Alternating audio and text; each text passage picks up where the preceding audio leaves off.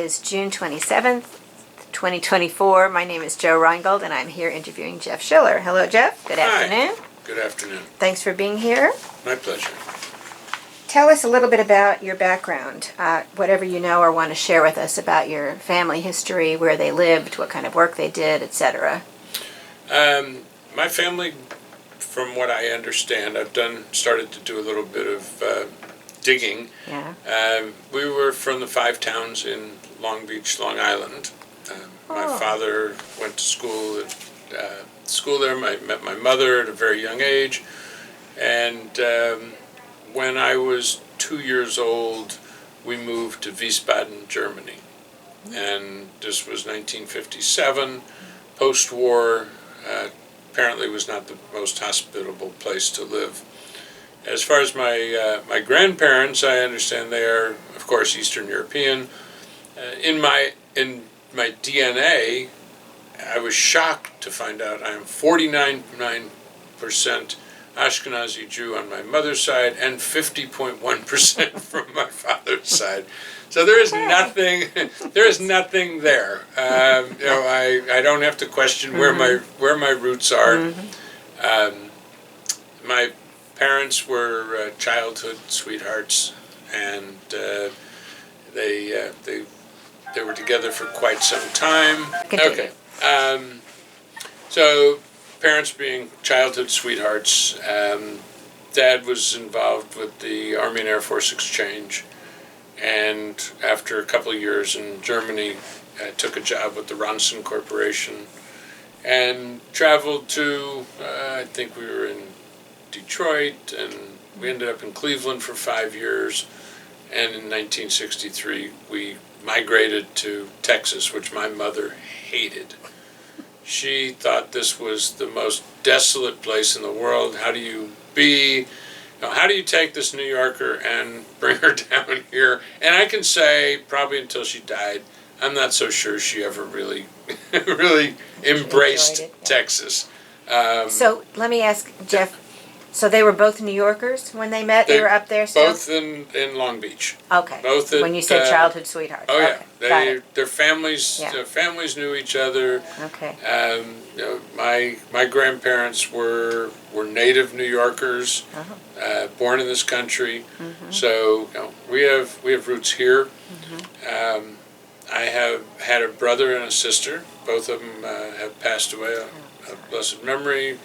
My older brother, Ken, who he passed away 6 years ago, and my sister, Patricia, 11 years ago. And both of my parents in 1999, 2000. So I've been an orphan for a few years, but have great memories of being here in Texas. I consider myself a native, even though I was 6 years old when I got here, but I'm as Texan as they come. That's right. I love my boots. I do everything Texan. Grew up in North Dallas.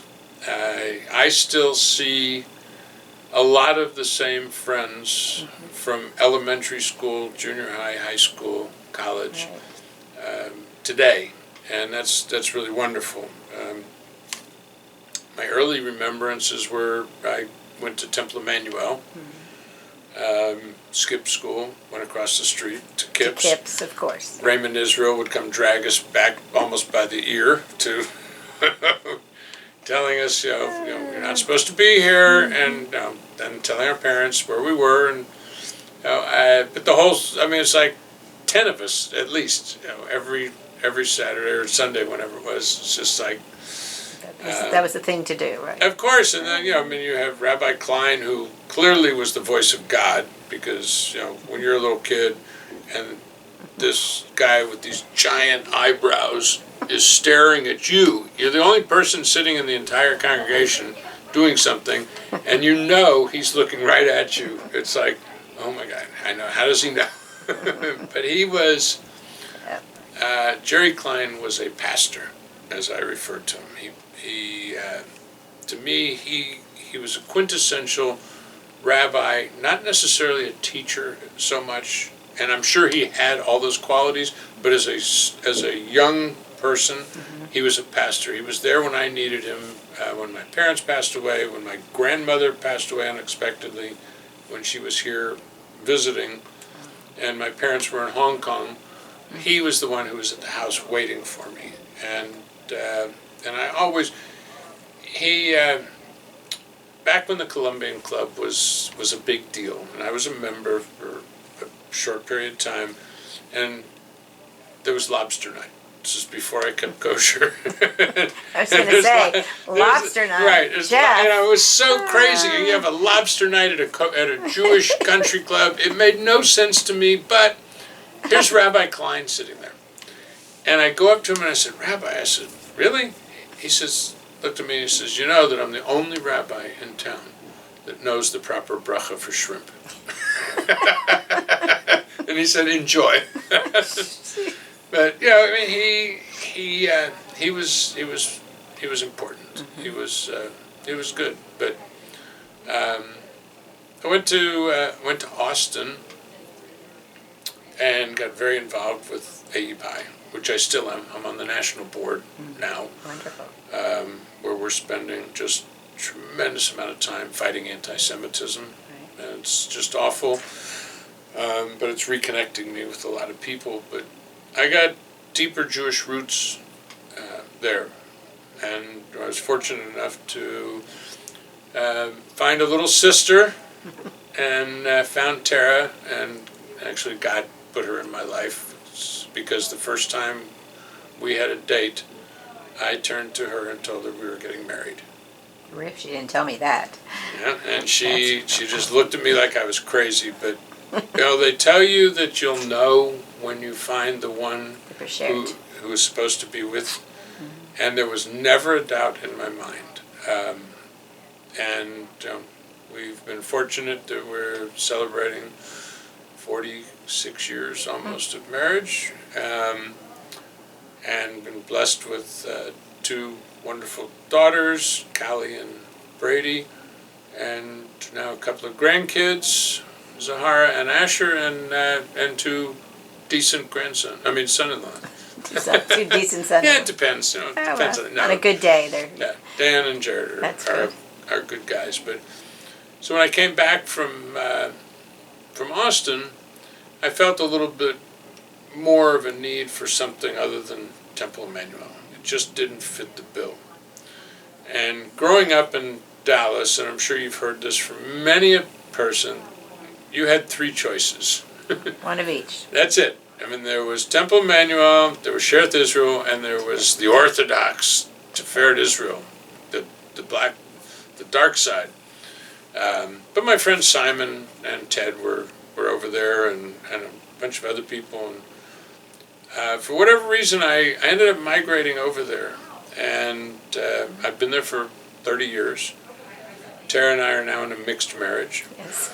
She's at a Dat Chaverim. She's a Dat Chaverim, and I'm thrilled for her. I am absolutely thrilled because she's really found a home, and she wasn't comfortable in the Orthodox traditional setting of Tiferet, and I never really understood how much until she found her home and at a dot, and I couldn't be happier because now she's very involved. And so my history with Tiferet goes back a long time. I was president.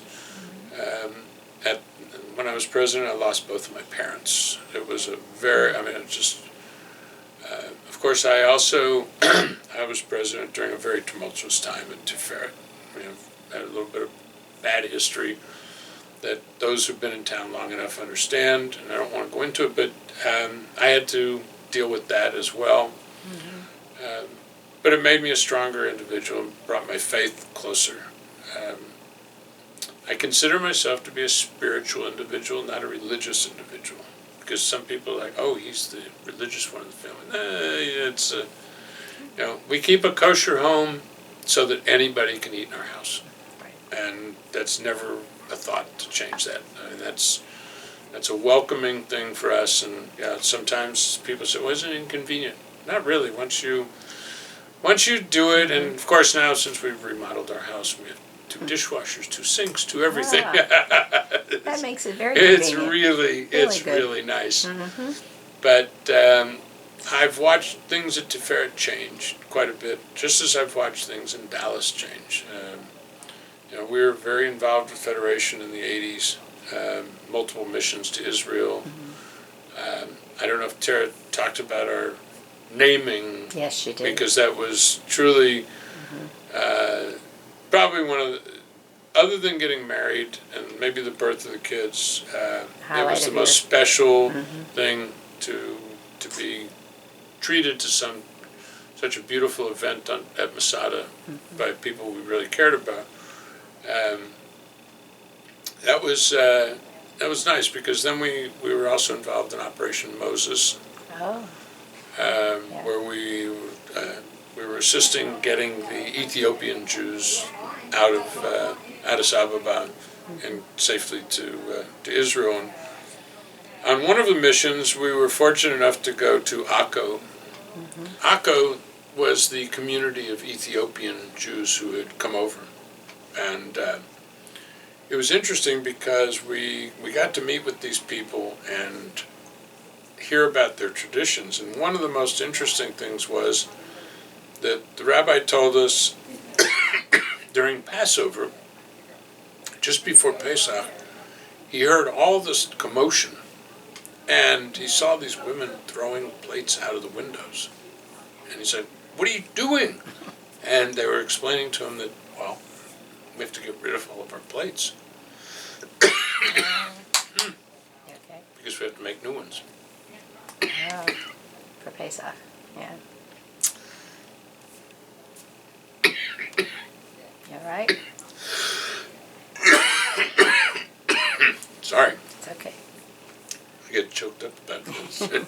But it was so beautiful because they followed the Torah specifically. There was no interpretation of it. They wouldn't let the fire engine in on a Shabbos once because you can't desecrate Shabbos, and Rabbi had to scream at him, no, you have to save a life. It's more important. Right. But these kind of things, back then, we had access to military bases and to leaders of the community that I don't know that are available these days because of the way the world has changed. I've seen Dallas change tremendously. Obviously, I mean, we've gone from 3 synagogues to 26.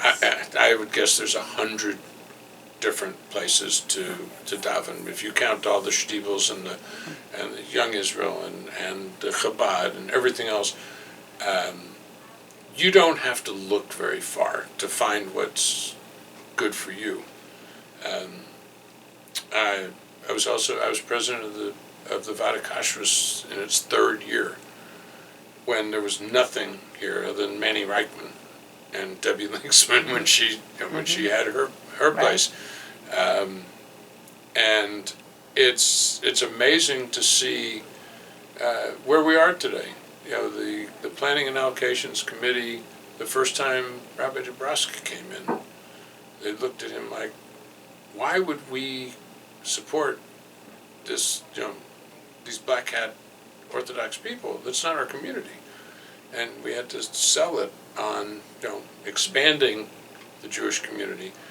And when I look at today, that we have Torah classes, we have a girls' school, we have a boys' school, we have multiple schools. We don't just have a kibbutz, and it's beautiful because our community has really grown, and yet it's still small.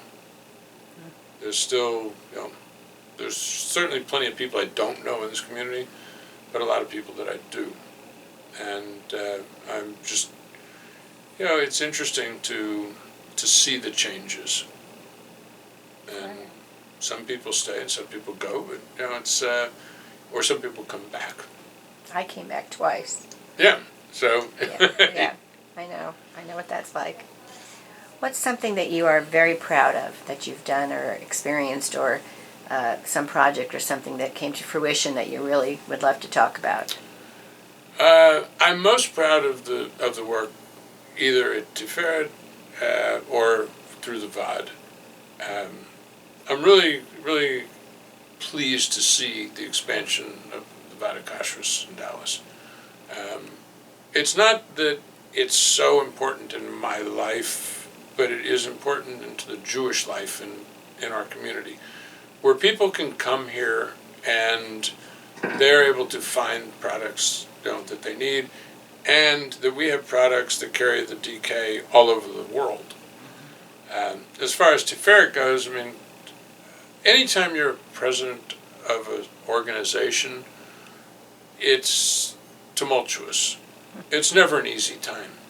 And clearly being past president is the best title one can have. Because then you get to be an advisor, you get to see what's going on.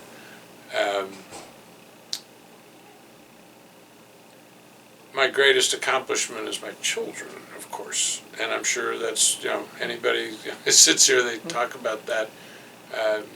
I'm extremely proud of both of them. Both my girls are very strong, independent women who are successful in their own right. They have their own strengths, they have their own weaknesses, but they've really accomplished a lot.